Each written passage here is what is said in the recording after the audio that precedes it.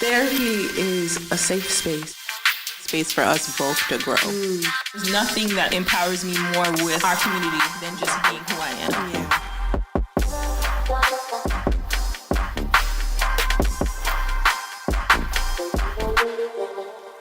What's good, everybody? How y'all doing? How y'all feeling? Hey, What's up? Hey, family. Hey. All right, so today we're going to talk about things that are just not that deep, right? So how we overcomplicate things, our overthinking, just all of that. So, let's think about our day-to-day. How many things do you, overcomplicate and just... We can start from just waking up in the morning and thinking about what I'm going to have for breakfast. And 90% of the time, I think about all the different things that I can do. Like, I can make some cereal, I can grab some Chick-fil-A, or I can make a protein shake. And I just sit in the bed for 30 minutes thinking about that without doing anything about it. And then don't eat. And then don't eat. Hey, no. That sounds... Oh, my bad. It sounded a little personal. Corrective. My bad. That was a question mark. So, yeah, I would say that it can be from eating breakfast to figuring out which credit cards I want to pay off to figuring out what tomorrow looks like. Overthinking or complicating things or making things deep is very easy. It is. It can consume us. What about you, Shar? Yeah. For me, I think even just thinking about it from this week or today in general, it's like relaxation, right? So overthinking or making things more deeper than it needs to be is like, what is relaxation? And why do I give myself a hard time if it's literally just laying down on my couch and scrolling on Instagram? Right. You know, I was having a conversation with a client earlier this week and we were talking about relaxation. I'm like, what does that look like for you? And I mean, like, blank stare. I'm like, okay, let's see. Just throw some stuff out there, see what sticks on the wall. Because it doesn't have to be that deep. It doesn't have to be going to the spa or, watching the sunset. So I think that's something definitely I have made deeper than it needs to be. Yeah. Such a relaxing, right? Right. It's supposed to relax, crazy. But you're overthinking. So then how you relaxing? Sure. I mean, I'm up the same alley. It's self-care. I overthink what self-care is going to be like because of a they complex. Like, they say we're supposed to take a bubble bath and just feel great. They say that we're supposed to relax and have 4 square meals a day and 40 acres and a mule. Like, bro, I don't got it. I don't got it.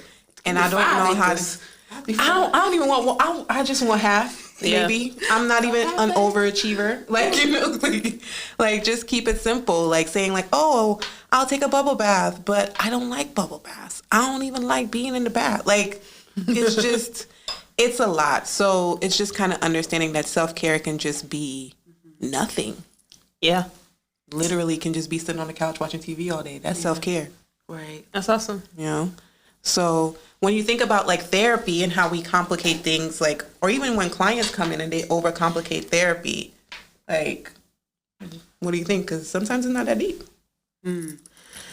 Yeah, I mean, I've had clients that come in with an entire agenda. I mean, an entire agenda of what they want to talk about or hope to talk about. And I do this check-in at the beginning of every one of my sessions. I have them pull out the feelings wheel and give me 2 positive emotions that capture their week and 2 negative emotions that capture their week. So most of my clients know that that's coming.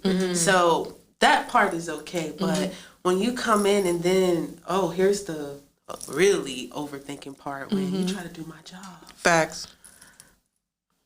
Yeah. Try to do my job. Stop. Stop. Please. So I think it can come in many different forms, but definitely complicating therapy from the standpoint of having your own agenda. Here's another thing, filtering what you say, right? Especially with those clients that we've been working with for, more than 6 months. There's a familiarity, there's a connection. And I think that plays a role into it too.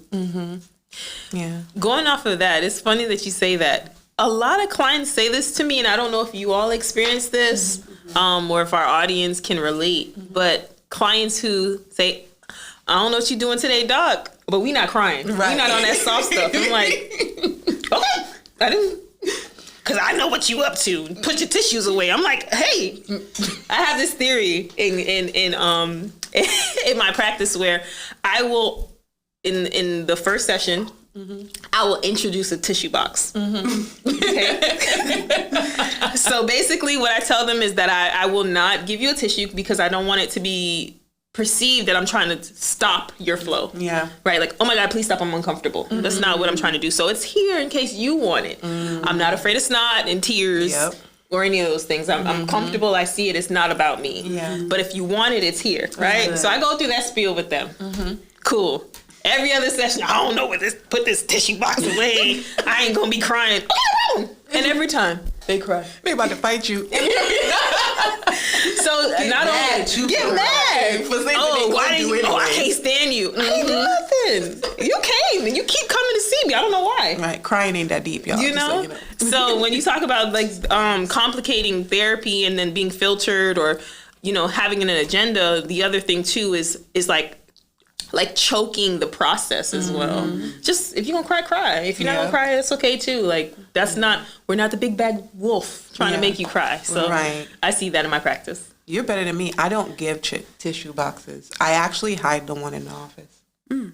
I encourage them to cry and be vulnerable and be in that like quote unquote ugly stage, because when you think about it, crying is a way for tension to leave the body. So why are we stifling it? Stifling it, yeah. So no, I don't got no tissues. Yes, I'm a therapist, and fight me. Like, Tissue box for my clients. Okay. Yeah, I hide it. Like I'm like, oh, I put it in that corner so they don't look that way. But that's what it is. But yeah, when I think about just how many clients, again, it's just like that fixing mentality. Like, oh, I need to fix this, I need to fix that, I need to fix this, and I need to do this all within a 2 to 3 month time frame. Excuse me, you done been this way for about 34, 5 years, and you want me to fix you in 6 months? I am not that good. And also, you're not broken. Yeah. Let's just start there. Nothing's wrong with you. You just need better ways of doing things. So you coming to me and it was like X, Y, and Z, and we on a 2 to 3 month timeline, baby, you on a 2 to 3 month timeline. I'm just watching you spiral. And then when you hit the wall, I'm gonna be like, all right, bro, what's up? You trying to work or not? Like, and that's just kind of how it works. But when we think about life too, how many times do we overcomplicate life? Yeah. Our day-to-days of life. Yeah. In what ways do you guys think that you've personally made it difficult? Honestly, just adulting. Like, we make this joke, like, in society overall, like, adulting is trash, adulting is ghetto, which it is. It very much so is. 0 out of 10 would not recommend. But at the same time, it's really not that hard. We and other adults just make things complicated. You know what I'm saying? Like, we can have healthy relationships. It's just that we try to fix other people. We try to change other people. We try to force our boundaries or our thoughts or our beliefs on other people. And we project ourselves onto other people, wanting them to give us the same back, when in reality, like, that person has showed you 2 or 3 times who they are. Why don't you just leave them alone or accept what they're at? That's a good point about life, right? And overcomplicating things. If someone is telling you something, believing what they say the first time, which is hard. It is. But it shouldn't be that deep. That's pretty simple. Most people tell us who they are if we're listening. And I feel like if we just are that in tune with ourselves and with listening and being an active listener, a lot of heartbreak we'd avoid. And I'm speaking from experience too. I'm no different, right, or above anybody else. But even in my personal life, when I think about my heartache and pain, I'm like, I have to take some accountability of that, because I made things difficult. This guy told me already what he did or did not want, and I felt like, I'm different. He's gonna change. He's gonna change. He treats all the other girls like they ish, but me. But he gives me attention. And then I'll be hurt, So definitely overcomplicated that. Yeah. I think too, bringing it back to the therapeutic environment, it's especially freshly in private practice, coming with my notes and my book and my plan. Baby. That's a way to overcomplicate therapy, or measuring your client's progress according to your ability to assist or help. That could be a way to overcomplicate it. So just as much as it's important for our clients not to have an agenda, and of course we need direction and we have to plan for our sessions, but it doesn't have to be stoic. It doesn't have to be calculated. It's okay to flow. Yeah. I think with life, we just put ourselves in a box, period. We put ourselves in boxes and then we wonder why we can't get out of the box. We wonder why we're struggling. We wonder why things seem so rigid, and just because we put ourselves in that rigid box. If you say the box is this high and you can't go past it, when you go past it, you're going to shame yourself. But check this out, right? When we don't have these boxes, think about it, as society, we get flustered, right? If we don't have these labels, we don't have these titles, we don't have these very rigid, like, rules or Shoulds. Yeah, Should right? nots. I think that's when a lot of people get anxiety. Like, oh my God, I'm supposed to do this. And if I'm not doing it this way, how can I had a client earlier this week. We were talking about dating. And she had a pretty tumultuous relationship that she got out of. And now she's open to meeting someone and wasn't looking. And then somebody came and, you know, how that goes. And so she's like, okay, Tashara, be honest with me. If I was losing my shit, you tell me, right? I said, no. I said, probably wouldn't tell you that way, but yes, I will let you know if I'm concerned, if there is something clinically to be concerned about. Yeah. And she's like, okay, well, I just want to know that, you know, I'm not moving too fast, or I'm not like boy crazy. I'm like, you're fine. Everything is cool. And we went through what would be, she's like, well, what would be concerning? And I went through that with her, but it's like, because there's not like these very strict and stringent rules on like when it's okay to date again, or how do I know that I'm healed? It freaks her out because she's like, I just don't want to be toxic. I'm like, the fact that you're worried about not being toxic makes me not concerned about you. Right. And let's just kind of, let me piggyback on that, right? Toxic to who? Right? Are we really toxic, or are we just hurt people that's hurting people? Some of my people that I talk to and used to date, y'all toxic. So I hate this girl. I was deathly staring at you like, where is she going? Sorry. Is she about to talk to the camera? Like, think about it. Yes, we quote unquote like have these labels, right? But like, think about it. If we keep using these labels, a lot of people, I can't tell you how many people come to my office talking about this person's a narcissist. First of all, you know how hard it is to diagnose a narcissist? Very true. How hard? And the percentage of diagnosed narcissists in the United States, stop calling everybody narcissist. Somebody with a strong sense of self will come off narcissistic. That don't mean that they're narcissists. It just means they're an asshole. Yeah, and some people are narcissists. I'm not saying that there's not narcissists in the world, but everybody ain't a narcissist. No, not everybody. Well, that's complicating things. It's not that deep. So everybody who wronged you is not trying to, what's the word everybody likes to use? Gaslight you. Exactly. Right? Exactly. So right. So it's just flipping that, because when we come to like intimate relationships, yes, I've dated some toxic men. I have been toxic. And I've been toxic. I have been toxic. I'm very firm on, I can't tell somebody how this relationship was so bad to me. I got to take accountability for myself. Absolutely. How did I allow this relationship to be so bad for me? Taking accountability.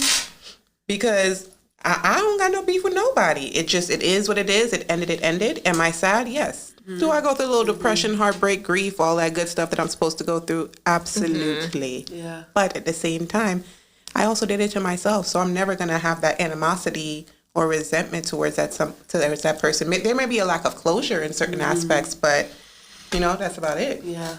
I think that's a great point. And it's like, you know, you think about toxic, right? And then you think about taking responsibility. I always say that when you take responsibility, it makes it just dirty water. That's it. It ain't toxic, just dirty water. Dirty. Right, it ain't gonna kill you, but it ain't dirty clean. water, right? We drink dirty water every day. We can manage dirty water. That's good. Yeah. That's real good. And it's the same thing with family relationships. Like, let's see how we overthink family relationships and dynamics. We have this mindset, especially in our community of color, like, oh, family is everything. They can abuse you. They can talk smack to you. They can talk to you any type of way. which is a major trigger for me. They can do whatever. This is a safe space. They can give you, you have to drop everything for family. Why? It's not that deep. I can say no. I cannot overthink it. And I can also be anxious without overthinking it and just thinking like, oh, if I say no, it's going to be a problem. No, it's probably going to be a problem, but I'm still saying no. And that's just what it is. That's your boundary. Yeah, I think sometimes we over think or make things more complicated when it comes to boundaries, or the practice of self-love and just healing. So I was talking to this guy that I'm getting to know, who's, in considering to court me, and we were talking about therapy and marriage, and I asked him what's his perspective on it, and he told me, and he's asked me for mine, so we talked a little bit about it, and then I asked him, I said, is divorce ever an option for you? And he said, no, not really. What about you? I said, it's absolutely an option. Facts.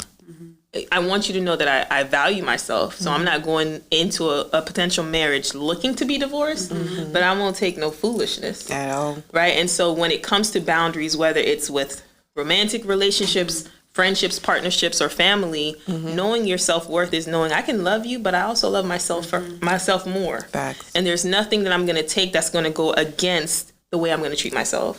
Right? So I get it because of how we're raised and culture, but if we really do complicate this thing. We do. Like, no is a full sentence. It is, period. Yeah, and I think it's important too with finding what your limit is, right? Like, Absolutely. like you said, like I absolutely would choose me first, but that doesn't mean I'm not going to try. Right. I'm not expecting perfection. I'm not expecting fuck ups. I'm not expecting it to be just peaches and cream, right? Because you have to have ebb and flow. Ebb and flow. That's what makes a relationship. Absolutely. But after you've done all you can, Come on, Donnie.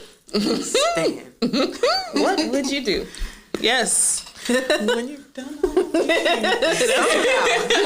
Let's not go to church in here today. That's wild. But yeah, no, it's true. When you've done all you can, you gotta let it go. And you have to understand too that sometimes letting go still feels like you're giving up, but it doesn't mean that.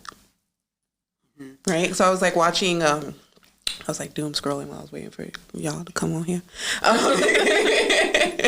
But I was watching something on Instagram and this guy was like, I can still love you till the death of me, but not be with you. I can love you from the car. I can love you from a different state. I can love you from the cruise that I'm about to be on. I can love you on whatever I want to do, but also know that you are no longer welcomed in my space. And that's it. Like, we don't have to be that deep. Love don't got to be that deep. It don't. It don't. And that person's always going to have a place in your life because they were what you needed when you needed them. So are you always going to have a connection with them when you need that type of comfort? Yeah. Because that person met that need at that time. So when you feel like you can't meet it, you're going to seek that person, that familiarity. And that's okay. But I'm going to love you on my next vacation. The other thing I think to kind of just use our platform as an example of why I think a lot of things are not that deep is like even how we came together, right? So there was an idea, we all were agreeable to this idea and we made it work and the turnaround was quick. Like I always like to say like it don't take God all day, right? That's like my favorite saying that I used to like to say when I was in church, like all that like 2-3 hours of wailing and crying, it really don't like, you know, for those people who believe in God or who may be spiritual or religious, like if you tap in, you can feel God's presence, right? It doesn't exactly. It don't take for 15 hours. And I think that's the same thing with our human relationships. If you partner with someone who is aligned, That's the piece. it literally it's like it's beautiful. And so the issue is how we complicate it. We're trying to have these relationships and these partnerships with people that are not aligned. And that's okay. Maybe they haven't gotten the revelation yet, or they're not in the same season as you. Okay, cool. And that's where we have that tension. And then it just makes us have more heartbreak, makes life difficult. Yeah. So it really don't, it's not that deep. Yeah. It's not. Yeah, and I think you, No, go ahead. Okay. I think you hit the nail on the head. Because the overcomplication comes when we try to make everybody permanent people. Right. That too. Right? some people may be in your life for a season, for a moment, for a lifetime, maybe for 2 weeks. Who knows? You know, Shara and I have this, I won't say it's a joke, but this truth that we're collecting data. You know, so you get to know somebody, whether it's romantically, whether it's friendship, and it works out great. If it don't, you collected data for those 2 weeks, for those 2 months. You know what you like, you know what you don't like, you know what feels good, you know what don't feel good. It's not that he or she is this or they that or they bad people or they're narcissists. It just say you outlived the season. That's it. It wasn't a permanent person. They didn't abandon you? Didn't abandon. Ooh. Because that'd be the one. Right. Why we gotta say abandoned? That's complicating it. Why can't it be that you two outgrew each other? Yep. You're no longer aligned. You no longer see eye to eye. Or we're just on different pages. Right? And that ties into perception, right? Perception is everything. So if we are coming from a hurt, struggling, unaware sense of self, we will project that onto other people. And now that's our perception. I call it like the new car thing, right? Like, or a dream car. Like, when we wanted that dream car, we see that dream car everywhere, right? Everywhere, right? I don't know about y'all, but my original dream car was a white Jeep Grand Cherokee with black rims. Okay? That was I saw that thing everywhere. Now, did I get it? Absolutely not. It's fine. God wanted me to have bigger and better things. But at the same time, y'all, at the same time, when you think about it, I was looking for that car. Absolutely. So that's what I saw. Now, if I was open to any other car, I would have saw it. But now I'm like, you know what? It's God. I seen that car everywhere. It's God. I'm meant to have it. I ain't never got that car, y'all. I never got that car. I got every other car but that car. And could have got that car. Could have got that car. Got to a place where I could have gotten it, and I was just like, yeah, no, I'm good. I want something else because I opened up my perception. Yeah. Yeah. That's Right? what you wanted in that season. Amen. But you know, now I drive a Beamer. Thanks. That's awesome. But yeah, no, it also ties into purpose. Like, what is your purpose in life? What are you seeking? What is your purpose in that relationship? What is your purpose in that friendship, that family dynamic, whatever, that job? What is your purpose? Because we overcomplicate those things as well. If you know that, hey, I'm working towards something greater and this job is just temporary, why you get mad every time you go to work? That's a good point. Right? Remember when we worked in treatment, I used to tell Trina, like, she used to be like, Kima. I'd be like, girl, I just work here. I just work here. I clock in, I clock out. That's it. I do my job. I run these groups, and then I'm done. Like, I just work here. I love my clients? Yes. But at the same time, am I going to give everything and drain myself for my clients? No. Yeah. No. I think you bring up a good point about complicating things and perception. A lot of what we do in therapy, I feel, is just helping shift people's perspective, right? Reframing is the clinical term that we use. And so, is life challenging sometimes? Absolutely. Are there hard emotions that we have to deal with? Absolutely. Do we have to struggle through those hard things? We do not. Nope. We don't have to struggle, right? We don't have to look like what we're going through, and none of those things. So I think that it just kind of really sat with me when you talked about perception, because I think that nothing, even death, is not that deep. Right. Ooh, we'll be here all night. Right? But it's about the perception that we give it. And I'm just in the point where I really want ease and flow in my life. Ease and flow. Right? I truly want it in my life. And so I am very intentional personally about guarding my mind, because that is where we fight our biggest battles. Yeah. Absolutely.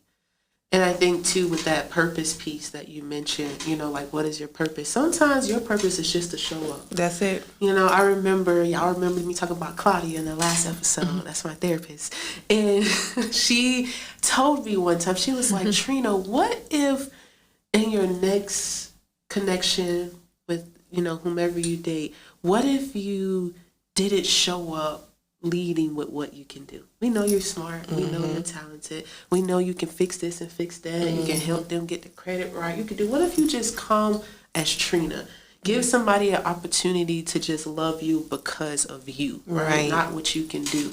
So sometimes we overcomplicate our relationships. Like, who are you beyond what you bring to the table. Absolutely. Like, can you love me through my overthinking? Can you love me through the times where I'm moody? Can you love me through the days I don't want to talk to you? Right. Can you love me during the times that I make bad decisions or unhealthy decisions?